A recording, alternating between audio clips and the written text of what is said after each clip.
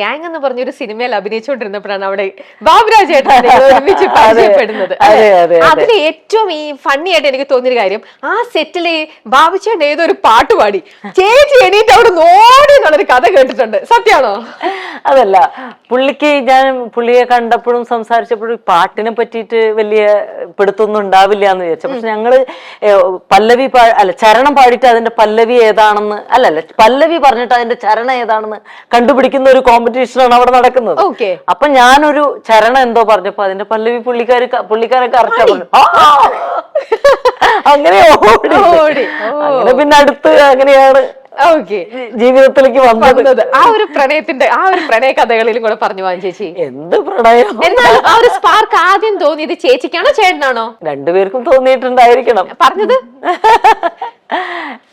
ഞാനായിരിക്കും പറഞ്ഞത്.